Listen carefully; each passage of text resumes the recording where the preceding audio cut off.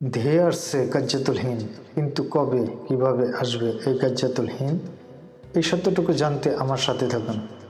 পৃথিবীতে সবচেয়ে বড় যে যুদ্ধ হবে সেটাই হলো কাজ্জাতুল হিন্দ তথা হিন্দুস্থানের যুদ্ধ, যা ভারতবর্ষে হিন্দুদের সাথে মুসলমানের ধর্মযুদ্ধ সংঘটিত হবে।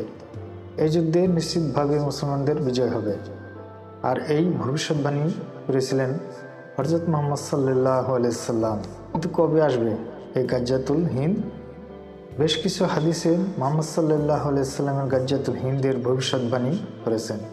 পবিত্র হাদিস শরীফে গাজ্জাতুল হিন্দ সম্পর্কে বলা হয়েছে, এটা হবে কাফের এবং মুশরিকদের সাথে মুসলমানদের পৃথিবীর ভিতর বৃহত্তম জিহাদ বা যুদ্ধ।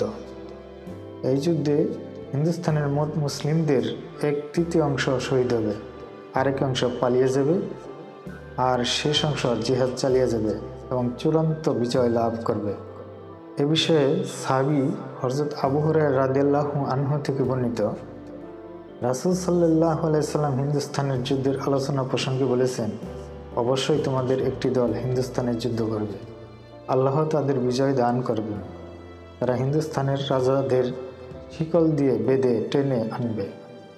আল্লাহ তাআলা সেই মুজাহিদদের সকলকে ক্ষমা করে দেবেন। অতঃপর মুসলিমরা যুদ্ধ থেকে ফিরে এসে ঈসা ইবনে মারিয়াম আলাইহিস সালামকে স্বামী পেয়ে যাবে। আবু হুরায়রা রাদিয়াল্লাহু আনহু বলেন, আমি যদি গাজ্জাতুল হিন্দ সময় বেঁচে থাকি তাহলে আমার সমস্ত সম্পত্তি বিক্রি করে দেব এবং সেই যুদ্ধে শরীক হব। এরপর যখন আল্লাহ তাআলা আমাদের বিজয় দান করবেন এবং আমরা যুদ্ধ থেকে ফিরে আসব, তখন আমি হব জাহান্নামের আগুন হতে মুক্তিপ্রাপ্ত আবু হুরায়রা, যে স্বামী গিয়ে ঈসা ইবনে মারিয়াম আলাইহিস সালামের সঙ্গে মিলিত হবে। আবু হুরায়রা রাদিয়াল্লাহু আনহু বলেন, আমি তখন নবীজিকে বলেছিলাম, হে আল্লাহর রাসূল, আমার খুব আশঙ্কা যে আমি ঈসা আলাইহিস সালামের নিকট ভর্তি হয়ে তাকে সংবাদ দেব যে আমি আপনার সংস্রবণপ্রাপ্ত একজন সাহাবী।